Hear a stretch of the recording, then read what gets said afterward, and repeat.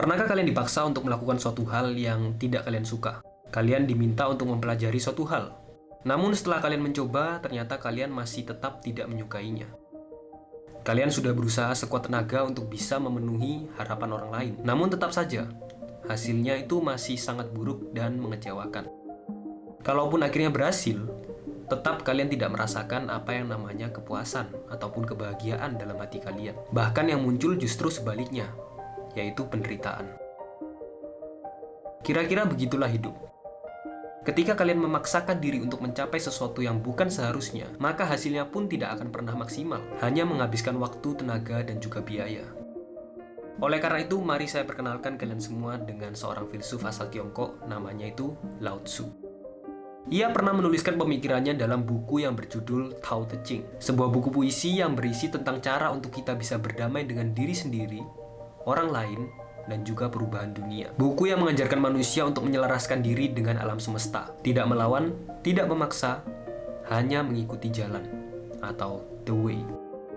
Buku ini yang kemudian menjadi kitab dari ajaran Taoisme, sebuah filosofi yang telah membentuk kehidupan masyarakat di Tiongkok selama lebih dari 2000 tahun.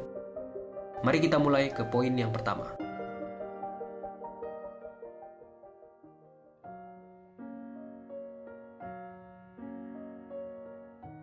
Dalam hidup, kita cenderung didorong untuk menjadi manusia yang superior, lebih cepat, aktif, ambisius, ekstrovert, dominan, kuat. Masyarakat selalu menganggap bahwa orang-orang yang memiliki sifat-sifat tersebut adalah pemenang dalam kehidupan.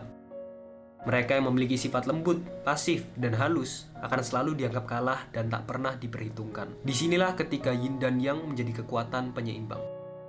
Yin dan Yang adalah sebuah konsep filosofi bahwa di dunia ini terdapat dua kekuatan yang saling berhubungan dan berlawanan. Keduanya saling membangun satu sama lain. Gelap, terang, panas, dingin, maskulin, feminim, kuat, lemah. Semua menjadi satu kesatuan yang terus berlawanan dan saling menyeimbangkan.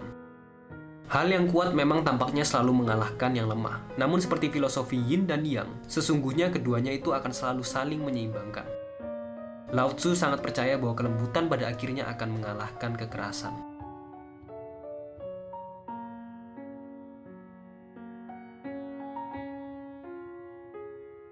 Ketika manusia dilahirkan, ia lembut dan lemah. Ketika ia mati, ia menjadi keras dan kaku. Ketika tumbuhan masih hidup, mereka begitu lembut dan gemulai. Saat mati, menjadi rapuh dan kering. Karena itu kekerasan dan kekakuan merupakan gambaran kematian. Kelembutan dan kehalusan adalah gambaran kehidupan. Lao Tzu sering memberi gambaran kelembutan dalam filosofi air. Saat melihat air, maka kita akan menemukan sifat air yang sangat fleksibel. Air selalu mengalir mengikuti arah yang lebih rendah. Air tidak akan pernah melawan. Bahkan ia juga mengikuti bentuk wadahnya. Saat dipanaskan, dia pun akan menguap. Ketika dibekukan, dia akan menjadi padat. Ini menunjukkan kekuatan dari tingkat adaptasi air yang sangat-sangat tinggi. Filosofi air ini mengajarkan kepada kita bahwa tak selamanya kekerasan itu mengalahkan kelembutan. Justru yang ada malah sebaliknya. Kelembutanlah yang akan mengalahkan kekerasan.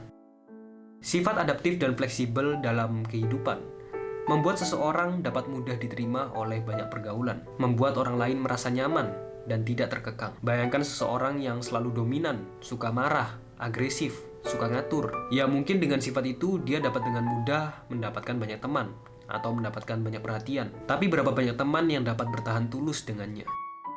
Bandingkan dengan seseorang yang lembut, pasif, mau mendengarkan orang lain, bersifat slow dan fleksibel, seperti air. Ya siapa saja pasti mudah kan untuk bisa nyaman dengannya.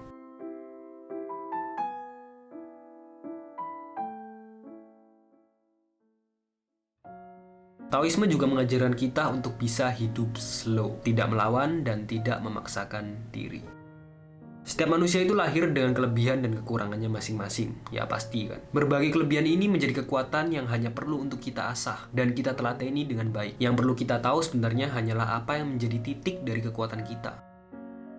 Sebaliknya, berfokus pada kekurangan kita hanya akan membuang waktu, tenaga, dan juga biaya. Hal-hal yang telah digariskan untuk kita akan terasa lebih mudah untuk dicapai. tanpa membutuhkan banyak usaha. Kalaupun banyak waktu yang harus kita curahkan, maka tidak akan terasa berat dan tidak akan terasa menyiksa. Hati kita pun akan bahagia selamanya. Manusia tanpa sadar selalu berusaha untuk ingin memiliki segalanya. Manusia menganggap bahwa dengan memenuhi dan memuaskan semua keinginannya, maka ia akan menjadi lebih bahagia. Pandangan itulah yang menurut Taoisme adalah pandangan yang salah atau sesat. Manusia pikir bahwa dirinya dapat menggapai segala hal, asalkan ada kemauan. Namun pada kenyataannya sebenarnya banyak hal yang tidak bisa kita kendalikan. Dan memaksakan diri untuk mengendalikan sesuatu yang tidak bisa kita kendalikan, hanya akan memperburuk keadaan. Poin yang terakhir, tahu kapan harus diam atau berhenti. Lao Tzu menyebutnya sebagai Wu Wei. Wu Wei dalam bahasa Cina artinya adalah tidak melakukan apa-apa. Ada orang juga yang mengartikannya sebagai effortless action atau tanpa usaha. Namun terlepas dari pengertiannya yang terkesan tidak memiliki makna, Wu Wei sendiri sebenarnya adalah tentang pengendalian diri, yang artinya bertindak sesuai dengan kodrat, wajar, alamiah, tidak dibuat-buat, tidak rekayasa, dan tanpa adanya tujuan untuk memuaskan keinginan. Wu Wei juga tahu kapan ia harus berhenti dan kapan ia harus tidak melakukan apa-apa lagi. Ini merupakan suatu bentuk kebijaksanaan, bahwa tidak semua hal itu bisa kita kendalikan. Memang terkadang kita itu sudah berusaha, namun ketika alam berkehendak lain, maka kita cukup menerimanya saja. Artinya itu bukan jalan kita kan. Semakin kalian mencoba memaksa untuk bisa memperbaiki sesuatu, justru hanya akan membuat semuanya menjadi berantakan. Itulah konsep dari ajaran Wu Wei, bertindak sesuai dengan kehendak alam. Dan itu ada mirip-miripnya dengan konsep ajaran stoikisme ya. Karena dulu waktu saya baca-baca tentang stoikisme, kalau nggak salah ajarannya itu bertujuan untuk living in accordance with nature, bertindak sesuai dengan kehendak alam. Ya sama kayak Wu Wei kan. Oke, sekarang pertanyaannya adalah bagaimana dengan kalian? Masihkah kalian mengejar hal-hal yang di luar kemampuan kalian? Memaksakan diri atas hal-hal yang sebenarnya berat untuk kalian jalani? Apakah kalian masih merasa bahwa kalian adalah makhluk yang spesial dengan kekuatan yang bisa menggapai semuanya? Coba sekali-sekali kalian lepaskanlah. Lihat diri kalian lebih dalam lagi dan terima setiap apa yang ada dalam diri kalian sebagai kelebihan yang perlu untuk dikembangkan potensinya. Oke, sekian konten kali ini. Nama saya Kevin Anjaya. Thank you for watching.